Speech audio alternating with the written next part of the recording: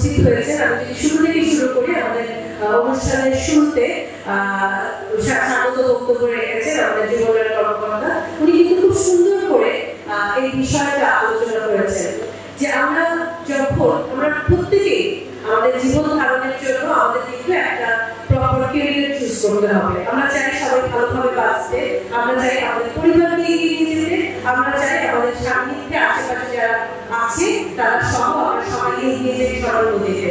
কিন্তু সেই যদি এগিয়ে যেতে চাই, সেই এগিয়ে যাওয়ার জন্য কিন্তু প্রথমে হচ্ছে আমাদের যখন আমরা পড়াশোনা করি, স্কুল কলেজে যাই, সেটা হচ্ছে আমাদের নিজেদেরকে তৈরি করার বয়স। আর এখন যে সময়টা আপনাদের, সেটা হচ্ছে নিজেদেরকে তৈরি করে কে কোন দিকে কাজ করতে চায় সেদিকে এগিয়ে যাওয়ার সময়। আমাদের যে কাজ, প্রতিটা কাজই কিন্তু খুব ইম্পর্টেন্ট। শুধুমাত্র যদি আমাদের জব সেক্টরে শুধুমাত্র সরকারি চাকরি থাকতো, শুধুমাত্র যদি প্রশাসন থাকতো, তাহলে কি দেশ চলতো না। বা সরকারি সেক্টরে যে বিভিন্ন ডিপার্টমেন্ট, প্রত্যেকটা ডিপার্টমেন্টের সমন্বয়ে কিন্তু আমাদের দেশ এগিয়ে যায়। বেসরকারি ভাবেও তাই, এবং আমাদের প্রত্যেকটা সেক্টরে আমরা কাজ করি দেশ সুসংহতভাবে সুন্দরভাবে একটা এগিয়ে যায়। তো সেই ক্ষেত্রে কোনো কাজকে আসলে ছোট করে দেখবার সুযোগ নেই, কোনো কাজকে বড় করে দেখবার সুযোগ নেই। শুধুমাত্র সুযোগ আছে যে কাজটি করবো সেই কাজটি প্রফেশনাল ওয়েতে করার।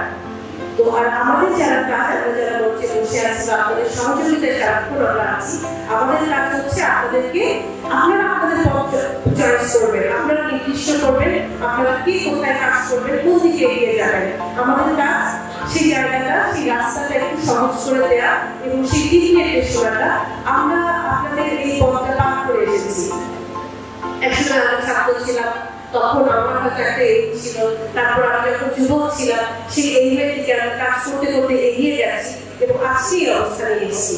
এখন আমার কাজ হচ্ছে আমাদের কাজ হচ্ছে আপনাদেরকে এগিয়ে দেওয়া, আর এবং আপনারা যারা যে পথে যে জায়গাটাতে ভালো করতে চান সেদিকে যাতে এগিয়ে যেতে পারেন। এবং সেই ক্ষেত্রে প্রথমে আমাদেরকে যেটা চুজ করতে হবে যে আমরা কোন সেক্টরে কাজ করতে চাই, সেই জায়গাটাতে নির্দিষ্ট করা।